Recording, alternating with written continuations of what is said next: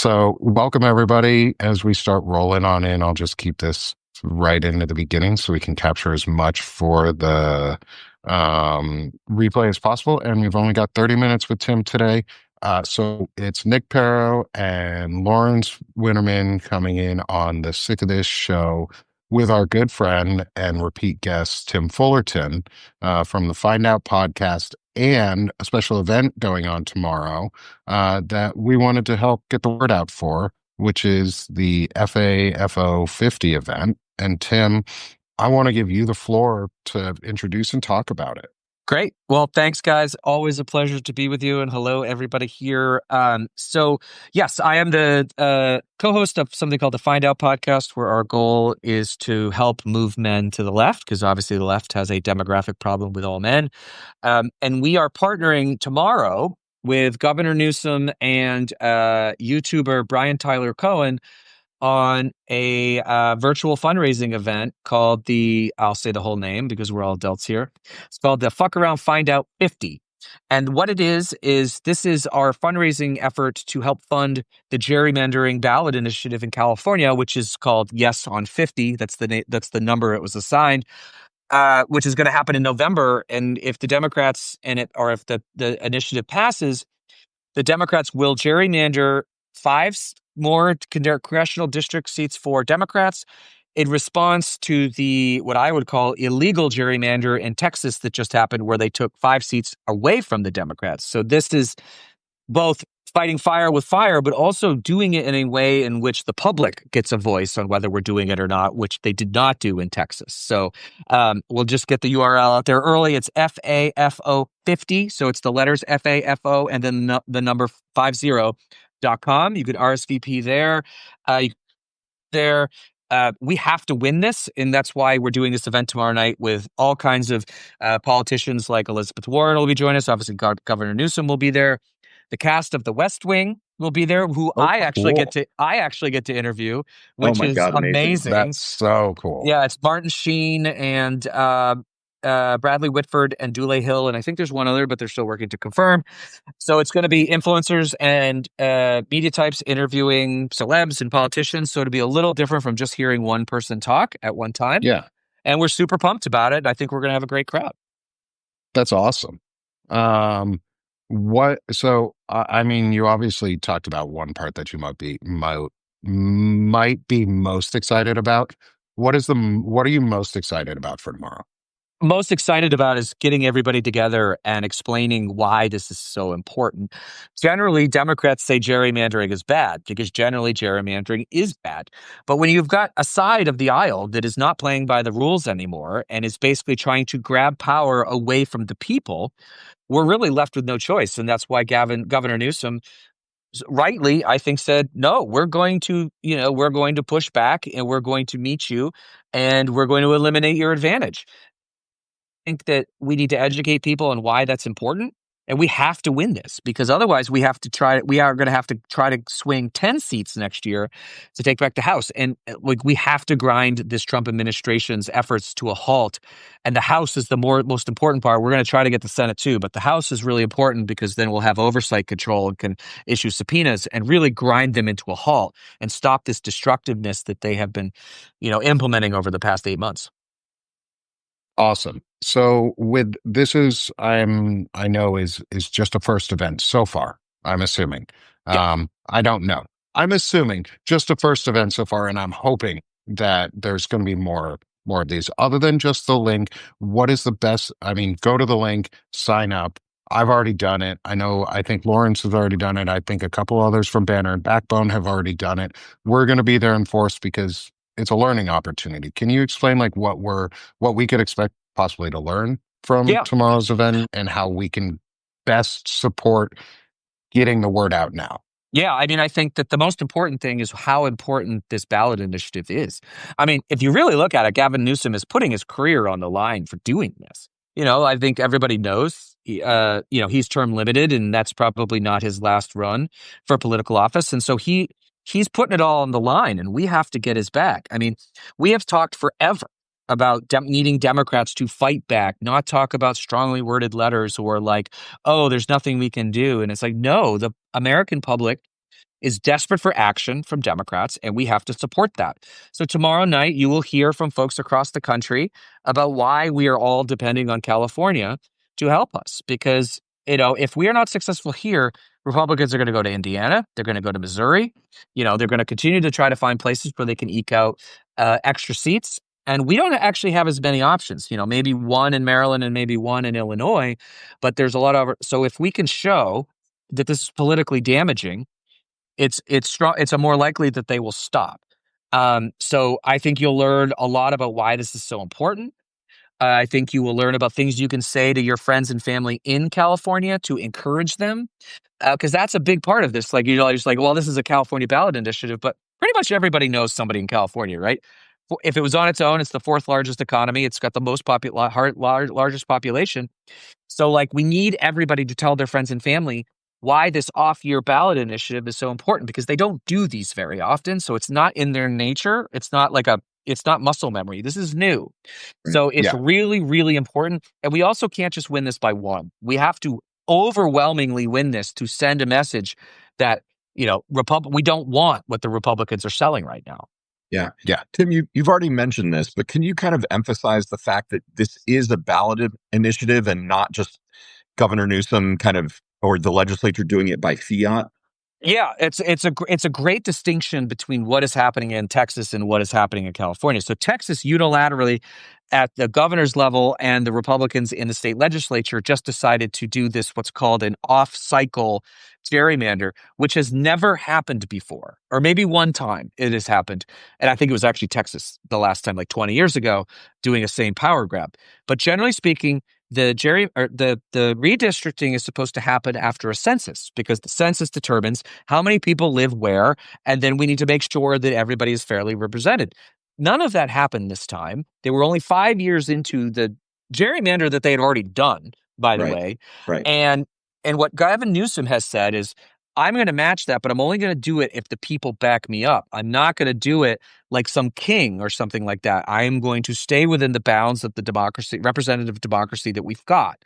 And so that's why it is so important and why it's different, because we didn't start this fight, right? Like, we didn't, and everyone's like, well, Illinois has gerrymandered. Oh, everybody has gerrymandered, but no one has done an off cycle except, like I said, maybe one time. That's why it's so important. And that's why the distinction is we are doing it with the people, and they are doing it based on what Donald Trump asked them to do and what their big donors wanted them to do. It's the difference between taxation with representation and taxation without representation. That's a great analogy, Nick. Correct. We literally started a revolution to have taxation with representation. And California is putting it on the ballot for people to once again say, should I be taxed and represented in Congress and around the country, not just in California? Like, this is step one. So I guess I want to ask, what is the biggest step what is the biggest thing you're hoping to get out of this, other than California obviously winning this ballot initiative and the people winning this ballot initiative to redistrict California in a way that is hopefully going to help save the American democracy and restore it in some way that is better than what we've got? What do you think the next steps are going to be? The next steps are going to be ensuring that they don't try this in Missouri and Indiana and grind this into the ground and make it politically untenable for them to do that. Then, using hopefully a big victory, and the polling looks good so far, but an overwhelming victory, which will generate momentum going into next year, which essentially, starting January 1, it's on for the midterms. I mean, they're already starting. We've already got candidates announcing, some really great candidates. We're actually having one of the main Senate candidates on tomorrow. Not the oyster farmer, but the guy Dan Kleben, who is actually the president CEO of Maine Beer Company, and that's awesome. And so, like, we're starting to help raise awareness about these candidates now, so they can raise some money now, because, like, he's gonna, they're gonna take on Susan Collins. That is a big opportunity for Democrats, I think. So I'm hoping that this is a slingshot into 2026 with momentum on our back, and like already having candidates with money that they can start investing in field operations and really be going door to door and educating people about what they're for and what they're trying to stop Republicans from doing, which is essentially destroying the economy, as we're seeing with a horrible jobs report this month, revisions in June, which was our first job losses in 4 years, the last person to lose jobs was Donald Trump. So it's like happening again with these tariffs and this economic uncertainty. So, you know, the wind is at our backs, but we need a tornado at our backs to push, or a hurricane, maybe is a better description, to ensure that we win a 30 to 40 seat majority next year, which I think is imminently doable, but we got to do the work. Yeah, Tim, you've talked about how gerrymandering already exists in a lot of places, right? I'm in Indiana. I can tell you the map here is already gerrymandered. They can do work, like they can make it worse. You know, I guess for folks like me who are living in kind of ruby red states, you know, what do you think we can do that's actionable? I mean, I think there's a bunch of things that I think can do. One, obviously supporting the California initiatives, because like that's our real lever to get them to stop. Yeah. But look, like the members in Congress are not immune to pressure, and I think calling the members of, you know, state legislators and national leaders and saying, stop this. I do not want you to do that. They do not like negative calls into their office. I'm not talking about emails. Phone calls or letters are more effective.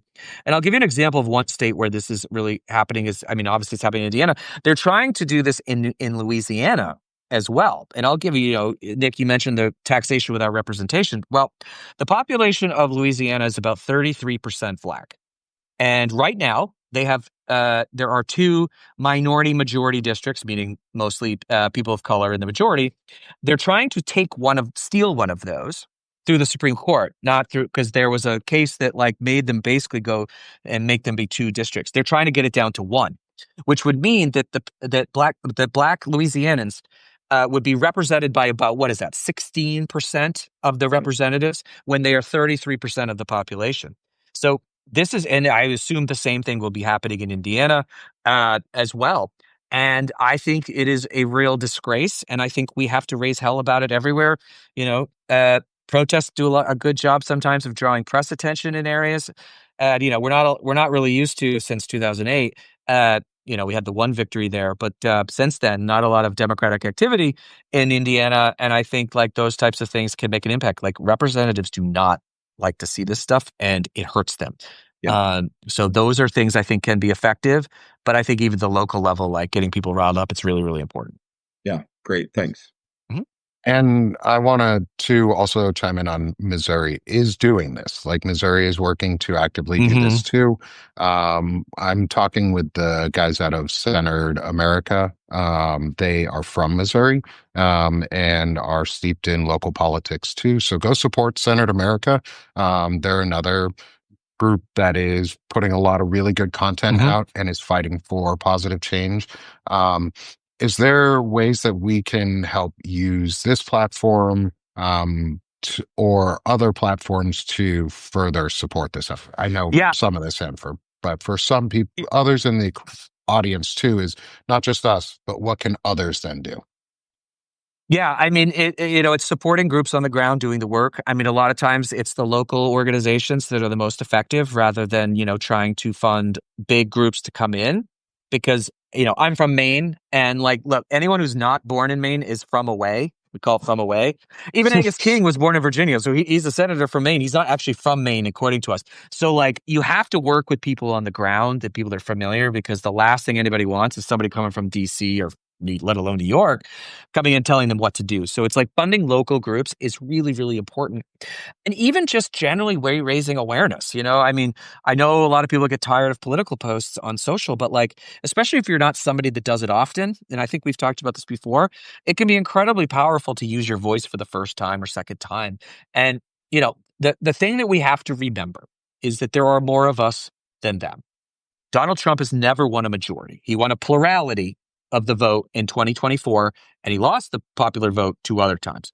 So like, this is not, he did not have a mandate. They did not have a mandate to cut $1 trillion from Medicaid and cut SNAP benefits in order to give tax cuts to millionaires and billionaires. And they're acting like they have a mandate. So the louder that we are, and especially when we're loud in corners that are not traditionally loud, it scares the living shit out of them. And so that's where you have power. You have a platform, whether you've got 10 followers or 10 million followers. you can influence somebody. So use that voice for good. So where we're coming from, just so for all the folks who are coming in still, because I see plenty of people still rolling in, is the Fuck Around Find Out 50 event is going on tomorrow afternoon. I think 7 p.m. Eastern. 7:30 Eastern, 4:30 Pacific time. And all you have to do is go to the website Lawrence just put into the chat. It's FAFO50.com. Super easy. Go register, go listen in. And because it's really important that California wins this proposition through the people, because it sends a message. So can you talk more about that message that it might send, Yeah. depending on how overwhelming this could become of a win, if it is overwhelming? Yeah. So the thing that Donald Trump is most focused on right now is not losing the midterms. And so this is our best shot to make sure that the playing field stays even for next year. We are going to have elections. Donald Trump has no authority to cancel elections. So anybody who tells you that is either misinformed or lying. They are happening. They're not being canceled. They're happening. They're congressionally mandated. There's no way around it. So we need to make sure that this ballot initiative is the slingshot or the push of momentum that we need going into Q1 of next year. That's why that's so important. And I think it's been really exciting to see the sheer number of people who have volunteered to participate. You know, we've got serious guests like Senator Elizabeth Warren, and Jasmine Crockett is going to be with us. Maxwell Frost, who I think is the youngest member of Congress, or at least the youngest Democrat. So. And then, like I said, we've got a big portion of the West Wing cast. Leslie Jones, the comedian who used to be on SNL, is going to be on. At one point, she said she was going to dial in from a nail salon appointment, which would be hilarious for her. I think she's going to be funny. I think she's going to be in a more set setting than that. I'm trying to think of who else we had, but there is just a lot of who's confirmed. It's just a laundry list, and we're doing it differently. It's not just going to be one person saying why this is important. It's going to be multiple conversations amongst people, creators, and digital folks, along with politicians and celebrities. And like I said, I can't even believe I'm doing this, interviewing Martin Sheen, Bradley Whitford, Dule Hill, and I think at least maybe Mary McCormick is maybe the other one. She's on the website. I'm looking right she's now. on. So she's good. Yeah. Jenna Maloney was supposed to be on, but her kid has an event, so she's not able to join. But family first. Yeah, and I mean the West Wing folks Pete Buttigieg is going to be there. Pete Buttigieg will be there. Oh, holy crap! That's awesome. Beto O'Rourke will be there. Oh, nice. Jasmine awesome. Crockett. Jasmine's there. Yeah, you're looking at the website. I'm on my phone with this, so I can't see. But there's a lot of big names, Tim. This is amazing. Yeah, this is amazing. It just shows you how important this is. And we, for those of you who don't, or for those of you who remember, we're modeling this off of the White Dudes for Harris call that we did last year, which I was one of the guys in that group. So it was basically like, we should take that and do that here. And there's no competition because we're all those affinity groups doing amazing things. But this time, this is one call for everybody. And so I think we're really excited to see how much we raise. I think we set a $50,000 goal. I think we're going to blow past that. Yeah. But that money is so important because Republicans have already said that they are going to be spending $75 to $100 million. So your contribution is going to matter greatly. And the earlier we get that money, the faster we can get out and educate Californians on why they need to do this and why they need to get out and vote. And that money that is being spent by Republicans does not actually include the amount of money that Donald Trump is giving to them for free in bully pulpit airtime and advertising. So we need to be doubly on guard because he's going to use the bully pulpit for exactly that. He's going to bully. He's a bully. That's his whole fucking shtick. Is he bullies people and abuses them. So we have to fight back and be louder than this abuser. So let's recap real quick for everyone because I don't think everybody's heard the name yet. Is Tim, what's going on tomorrow night? And tomorrow? Yep. Where can we find you? Yeah. So we're going to be at FAFO50.com. That's FAFO50.com. RSVP gives us a good sense of who's going to come. You can also donate right there. And if you donate to the fund, please donate on that site so that we all get the credit for raising it. Not that it's about credit, but, but to show people the power of this. And I think what's exciting is that there are so many creators, influencers like what we're doing right now that really drove this one. Brian, Tyler Cohen and I were the ones that kind of came up with the idea and went to the Newsom folks and they were all about it. And like, it's a signal for folks that like, there is a new playing field that is evolving out here. I mean, we've got 130 people on here right now talking Yeah. about this. And, like this is the future of how, persuasion and getting out information is going to be. You're not going to be tuning in at 6 o'clock to the evening news. And I don't even know who does that anymore. No. You're looking at at Substacks and TikTok and, podcasts like the Find Out podcast and, all of these things. And we're the ones picking up the mantle. And I think, white guys haven't really been a strong voice in the Democratic Party, and we need to step up and do our part because we've really relied on Black women and women in general to carry the load. And it's time for us to stand up. And that's why I'm glad to see what you guys are doing. I'm very proud about what we're doing. And we are trying to change the demographics and increase the tent of the party so that we can stop this nightmare once and for all. Yeah, and I know I've said it before, is like you guys on the Find Out podcast made space for us. Like we're here, we have the space to be able to talk as loudly and as often as we do because the Find Out podcast, Midas Touch, Brian Tyler Cohen, David Pakman, folks like that on the left who put themselves out there first and loudest. The white dude for Harris stuff. I remember going to that Zoom call when it was happening. I felt so good. Like I was like, wait, I don't objectively have to feel shitty about being white. Like I can just shed that off and actually feel good about being a person and then know that I'm like there's a trajectory. So I want to say thank you again because this is really awesome that you guys have given us this space to be able to do these things. I mean, I think that the experience with white dudes, even though the outcome wasn't what we want, it just showed us that there is a community that we have not been engaging for a long time now. And it is time for us, especially men, to stand up and say, no, the version of masculinity that Donald Trump and, the Republicans talk about is not a healthy form of masculinity. It is all about punching down, talking down on people to make yourself feel good. And that's not masculinity. My definition of masculinity is lifting people up, giving people a voice that don't, like using your power for good, not for tax cuts for billionaires, but like for SNAP benefit to give people the assistance they need to get up and do the bootstraps thing. Like the bootstraps thing is a misnomer. It's not a real thing, but like we can give people the steps to increase their quality of life. And they are the opposite, masks, ICE agents, grabbing people that they don't even know if they've committed. Most of them haven't committed any crimes. That's not masculine. That's thuggery. And so we need to show men, like we're doing here, that there is a place for them on the left. And it is more masculine than being on the right, because that is a bullshit masculinity. I'm sorry, MMA fight or whatever it is on the on the White House lawn is not masculinity.